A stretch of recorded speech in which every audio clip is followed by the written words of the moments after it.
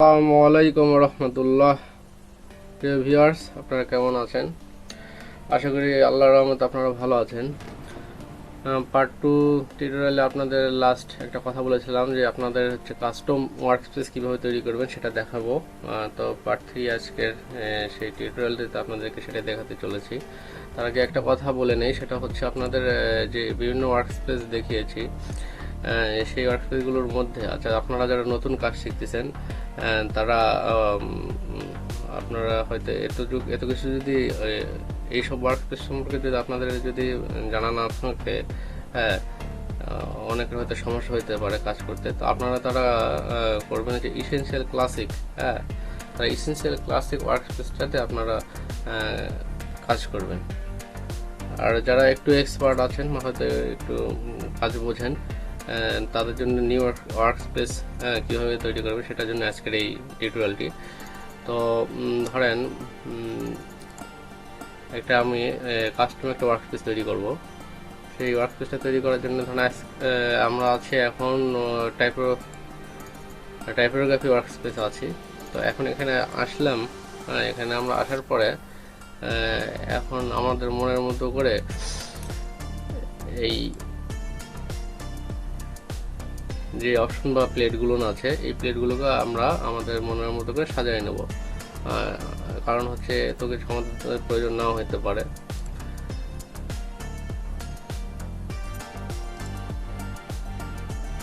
One type position, এটা ধরেন বাদ দিয়ে দেব। তারপরে প্যারাগ্রাফ স্টাইল, ক্যারেক্টার স্টাইল, এগুলো বাদ দিয়ে দেবো, এগুলো রাখবো না, এগুলো বাদ দিয়ে দেবো। ট্রান্সপারেন্সি,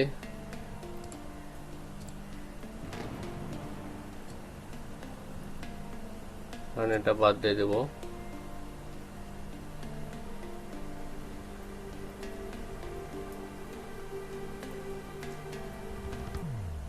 আচ্ছা, এটা গেল।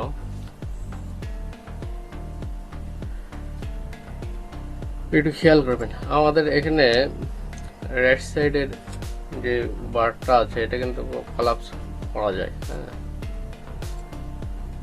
প্রত্যেকটা। এই যে লেয়ার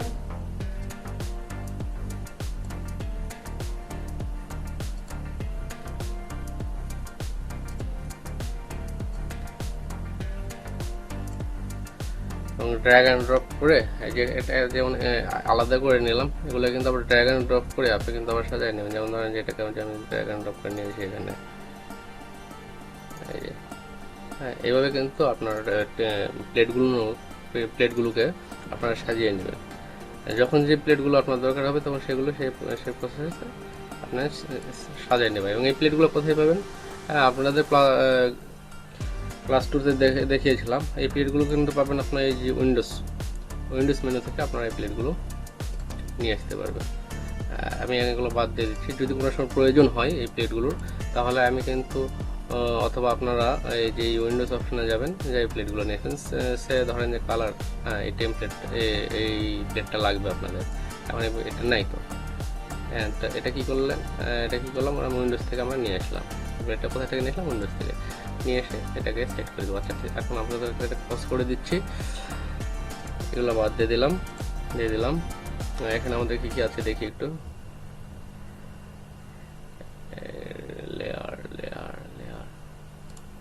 লেয়ার আছে, প্রপার্টিজ আছে। প্রপার্টিজ যদি না চাই তাহলে এখান থেকে প্রপার্টিজ বাদ দিয়ে দিতে পারি। আচ্ছা থাক। লাইব্রেরি আছে, লাইব্রেরিতে যেহেতু কিছু নেই আমরা এটা বাদ দিয়ে দিলাম।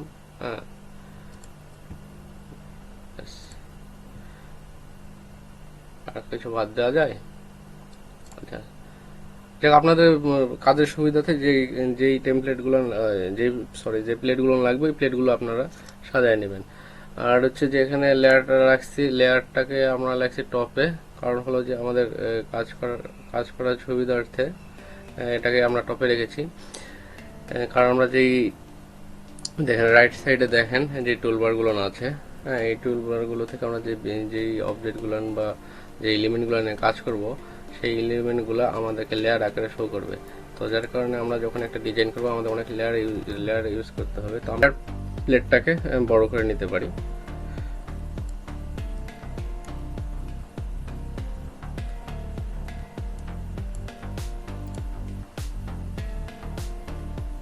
এটা আমি ক্লোজ করে দিই, একটু দেখাই। এই টুলবারের আমাদের টুলবার আছে লেফট সাইডে। এই লেফট সাইডে টুলবার থেকে আমরা আমাদের টুলগুলো নিয়ে আমরা কাজ করতে পারি। সে ধরেন এটা আছে জিওগ্রাফিক টুল। আচ্ছা, এগুলো টুলস পরিচিতি আমরা পরে একটা ক্লাসে আলোচনা করব। এটা রেক্টেঙ্গেল টুলসটা নিলাম, আমাদের এখানে লেয়ার চলে আসছে। দেন আমি আর একটা যদি টুলস নেই, এখানে কিন্তু দেখা যাচ্ছে লেয়ারটাতে যে আমরা একটা লেয়ারে কাজ করছি, কিন্তু একটু খেয়াল করবেন, দেখেন এখানে লেয়ারের কিন্তু আমাদের সাব লেয়ার তৈরি হয়ে গিয়েছে, যার কারণে আমাদের এই লেয়ারটাকে আমরা টপে রেখেছি। হ্যাঁ, অনেকে চাইলে এটাকে আপনারা সেন্ড টু ব্যাক করেও নিতে পারেন। আপনাদের বুঝিয়ে দিন, আমি দেখাই একটু। Arrange send to back, send to back, দেখেন হ্যাঁ ডাউনে চলে আসছে। তো যার কারণে লেয়ারগুলো নিয়ে আমাদেরকে প্রতিনিয়ত কাজ করতে হবে, এই কারণে এই লেয়ার প্লেটটাকে আমরা টপে রেখেছি। এইভাবে আপনারা যদি সাজিয়ে নেন তাহলে কাজ করার সুবিধা হবে। আর যদি ধরেন এই একটা ওয়ার্ক স্পেসে যদি আমাদের এই যে টুল বার যদি না থাকে, কিংবা এই যে রাইট সাইড যে প্যানেলটা আছে এগুলো যদি না থাকে, হ্যাঁ, তাহলে আমরা যতই ভালো ডিজাইনার হই, হ্যাঁ, কিংবা আপনি যতই ভালো ডিজাইনার হন, তাহলে কিন্তু আমরা কাজ করতে পারবো না। দেন কন্ট্রোল প্যানেলকে উঠায়, কন্ট্রোল প্যানেলটাকে উঠাই দিচ্ছি। আচ্ছা, এটা কি ধরেন টুলবার বেসিক টুলবার উঠাই দিলাম। হ্যাঁ, ধরেন এখানে টুলবার্স নাই, এখানে যেহেতু টুলবার্স নাই, এখন আপনাদের ধরেন অনেক ডিজাইন, আপনার অনেক ভালো ডিজাইন পারেন, অনেক ভালো ডিজাইনার, কিংবা আপনার অনেক ডিজাইন ভালো সুন্দর ডিজাইন কনসেপ্ট আছে, হ্যাঁ, কিন্তু একটা ওয়ার্কস্পেসে যদি টুলবার্স না থাকে তাহলে কিন্তু আমরা কাজ করতে পারবো না। হ্যাঁ, তো এই জন্য আমাদের কিন্তু একটা ওয়ার্কস্পেস আসার পর আমাদেরকে খেয়াল রাখতে হবে আমাদের টুলবারটা আছে কি না। যদি না থাকে আমরা টুলবারটাকে আমরা উইন্ডোজ থেকে গিয়ে বেসিক থেকে নিয়ে চলে আসবো। মনে করেন সে ধরেন এটাই একটা কাস্টম আমরা ওয়ার্কস্পেস তৈরি করেছি। তো এই ওয়ার্কস্পেসটা তৈরি করার পর এখন কি করবো, এই ওয়ার্কস্পেসটা আমরা সেভ দেবো। কীভাবে সেভ দেবো, এখানে দেখেন নিউ ওয়ার্কস্পেস নামে একটা আমাদের অপশন আছে। কোথায় আছে এটা? এটা আমাদের সুইচ ওয়ার্কস্পেস নামে যে অপশনটা আছে টপ হেডারে, এখানে এসে তারপর আমরা নিউ ওয়ার্কস্পেস এই অপশন থেকে আমরা ক্লিক করলাম। এখন এখানে কি বলতেছে যে আমরা এখানে একটা নাম দিতে বলতেছে। আমরা ওয়ার্কস্পেসের একটা নাম দিয়ে দেই।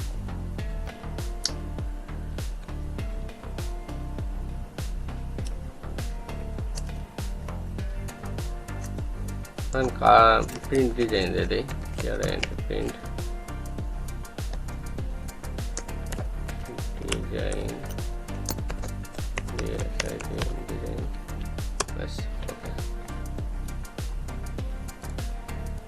দেখেন আমাদের ওয়ার্কস্পেসের নামটা তৈরি হয়ে গেছে। অথবা প্যানেল বলেন, ইন্টারফেস বলেন, যেটাই বলেন, যে আমাদের এই ইন্টারফেসটা অথবা ওয়ার্কস্পেসটার নাম তৈরি হয়ে গেছে। আমরা এটা এখান থেকে আমরা আমাদের পছন্দের ওয়ার্কস্পেসে আমরা এন্ট্রি করে কাজ করতে পারবো।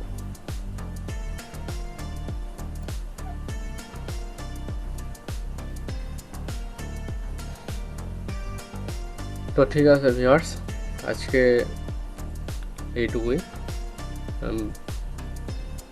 আবার আগামীকাল পার্ট 4 টিউটোরিয়ালে দেখা হচ্ছে।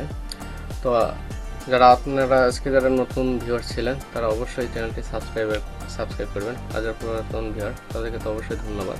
এবং আপনারা যারা প্রথম সাবস্ক্রাইব আছেন তারা অবশ্যই ভিডিওটিতে লাইক দিবেন, আপনাদের কমেন্টসের মাধ্যমে আপনাদের মতামত জানাবেন।